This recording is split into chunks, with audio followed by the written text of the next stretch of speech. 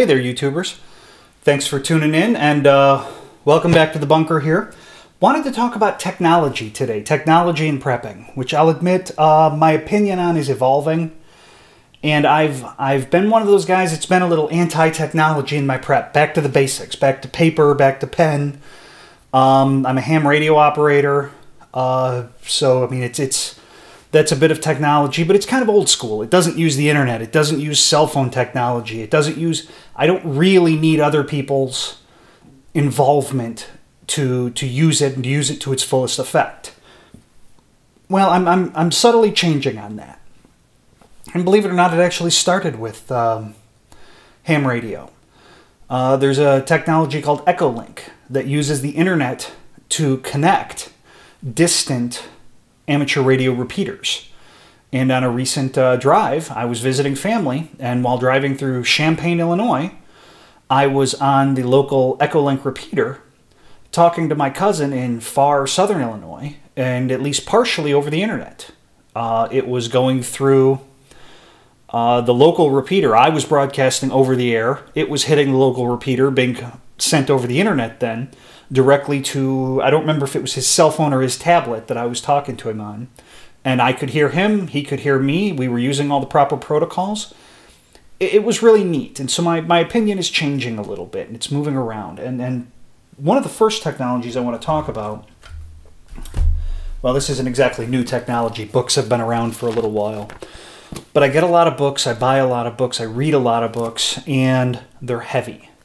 As I look not just at the volume of the prepper books that I've got or the things that can help me should there be a disaster, some kind of disturbance or interruption in services, there's a weight involved with them that's incredible. Now, there's a lot of value, but you sacrifice weight for getting that value. In this case, it's the Kindle. In this particular instance, it's the third generation Kindle. If you turn the batteries off on this, not the batteries, if you turn the radio, the WhisperNet radio off on this, I've gotten almost 8 weeks worth of battery life out of this thing. And reading regularly, reading a lot. You can also keyword search. Now, this one isn't full color, the newer ones are, but I kind of like these because of the enormous battery life that they have.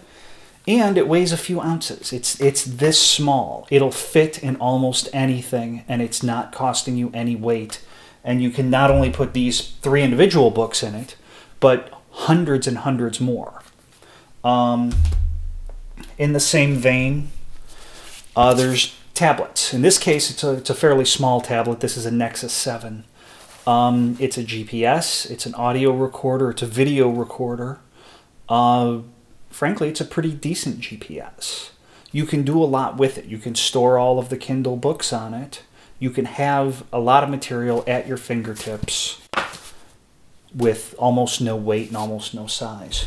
Now, my one caution is really with cell phones. Not that they don't do everything that these two do. They do it great. They do it generally, at least with modern phones and relatively recent phones with pretty good battery life. But the phones can be turned on remotely, and we know that our cell phone providers cooperate with a lot of people to give over data very readily and usually and often without court order. So if you really want one of these things turned off, you'd better take the battery out of it.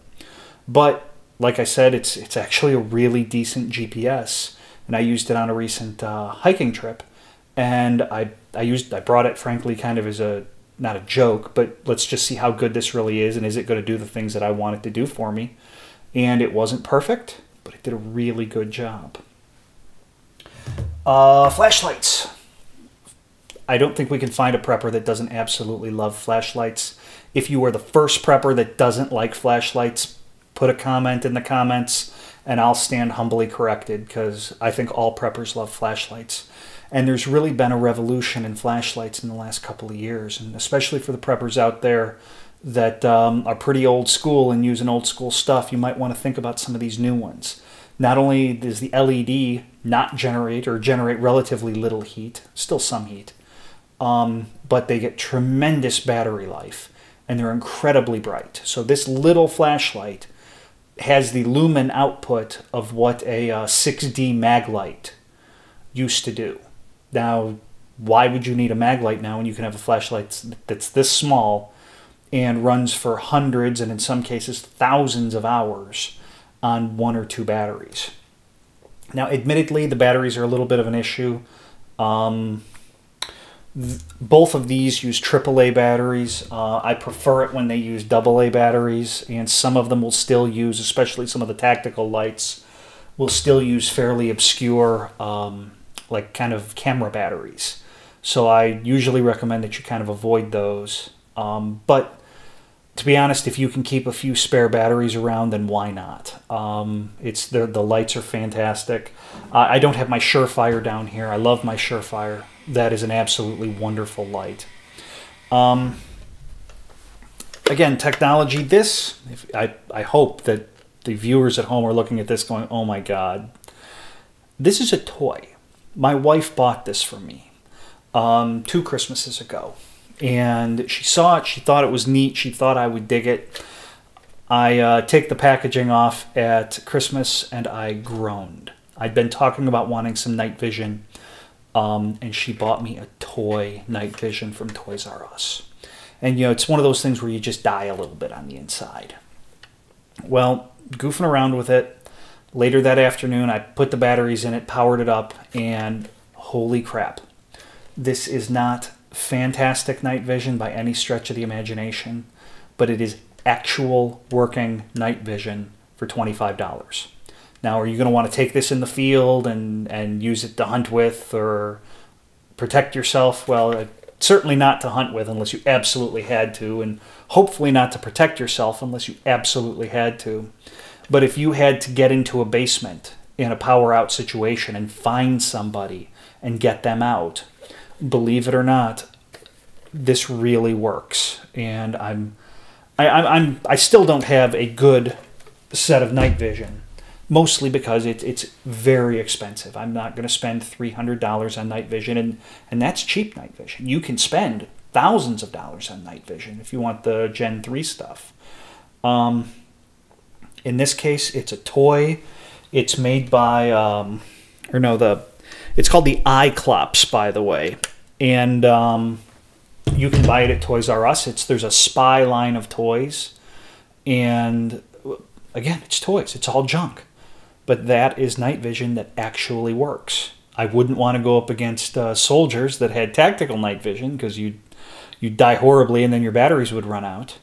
But I can think of plenty scenarios where a prepper can take something that is a toy and turn it into something that is very useful to them and their family in a pinch to get them through a tough situation. And I have used this as, just training to come down here into the basement, move around, get what I needed, and go back upstairs in absolute pitch darkness. It works. It really works. So keep that in mind.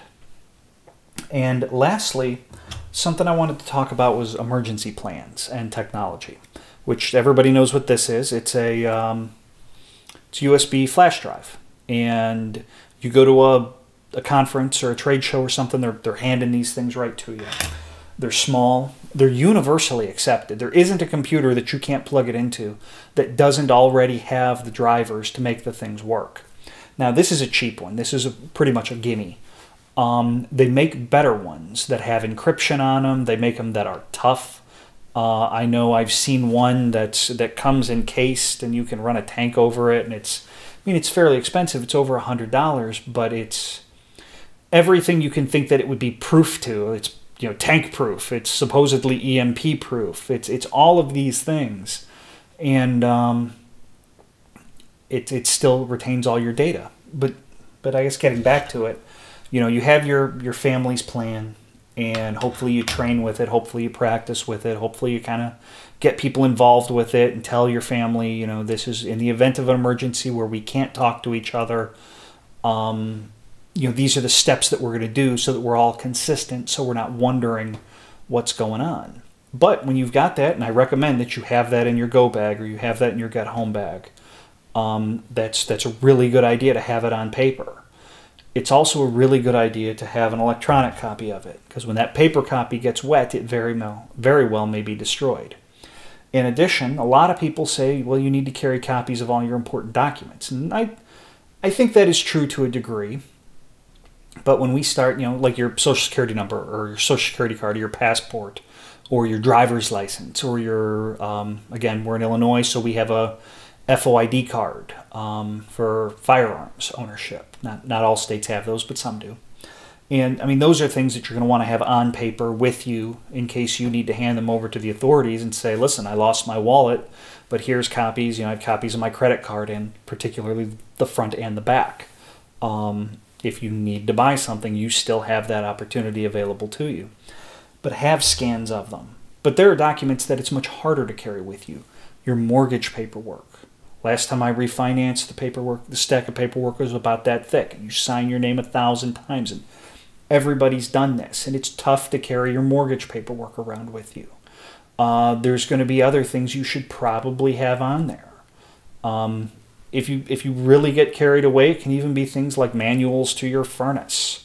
It can be maps of different areas. I mean, you can have the lists of contacts, whether it's your work contacts, your home contacts, your family contacts. I mean, there's this huge list of things that if you were to have all of these things printed, you'd be carrying this huge book with you and then trying to go through it and find things.